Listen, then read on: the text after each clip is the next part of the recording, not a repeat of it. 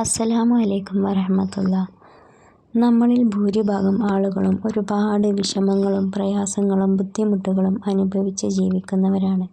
നമ്മുടെയൊക്കെ ഉള്ളിൽ എപ്പോഴും ഉണ്ടാകും മാറ്റിവെക്കപ്പെട്ട ഒരു മുറാദ്. ഒരിക്കലും നടക്കില്ലെന്നു കരുതി നമ്മൾ ഒരുപാട് വിഷമത്തോടെ ഇരിക്കുന്ന സമയത്ത് ഇതൊന്ന് നിങ്ങൾ ചെയ്തു നോക്കൂ. തീർച്ചയായും അല്ലാഹു തആല നിങ്ങളെ സഹായിക്കുന്നതാണ്.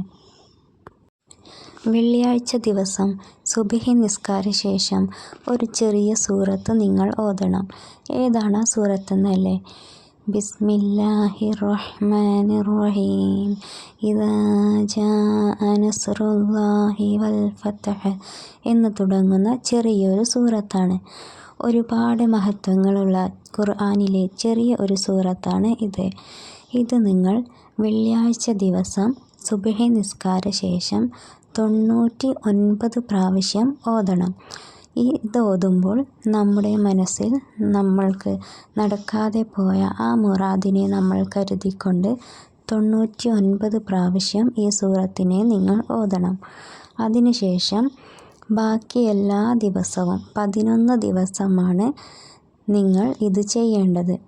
ബാക്കിയുള്ള എല്ലാ ദിവസങ്ങളും 45 പ്രാവശ്യം നിങ്ങൾ ഈ സൂറത്തിനെ ഓതണം.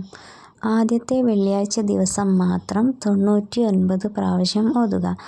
ബാക്കിയുള്ള ദിവസങ്ങളിലെല്ലാം 45 പ്രാവശ്യം ഈ സൂറത്തിനെ നിങ്ങൾ ഓതുക. അങ്ങനെ 11 ദിവസങ്ങൾ പൂർത്തീകരിക്കുക. ഇൻഷാ അല്ലാഹ് തീർച്ചയായും അല്ലാഹു തആല നിങ്ങളുടെ മുറാദിനെ ഹാസിലാക്കി തരുന്നതാണ്.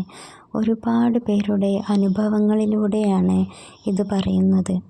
ഇതുവഴി നമുക്കും നമ്മുടെ മുറാദുകളെല്ലാം ഹാസിലാകാനുള്ള ഭാഗ്യം അല്ലാഹു തആല നൽകുമാറാകട്ടെ.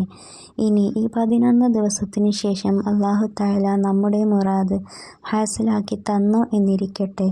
നിങ്ങൾ ഒരു കാര്യം കൂടി ചെയ്യണം. അസ്തഗ്ഫിറുല്ലാഹൽ അലീം എന്ന് പറയുന്ന ദിക്റ് എപ്പോഴും ചൊല്ലിക്കൊണ്ടിരിക്കണം. അതെന്തിനാണെന്നാൽ നമുക്ക് അല്ലാഹു നൽകിയ അനുഗ്രഹം നമ്മളിൽ നിലനിൽക്കാൻ വേണ്ടിയാണ്.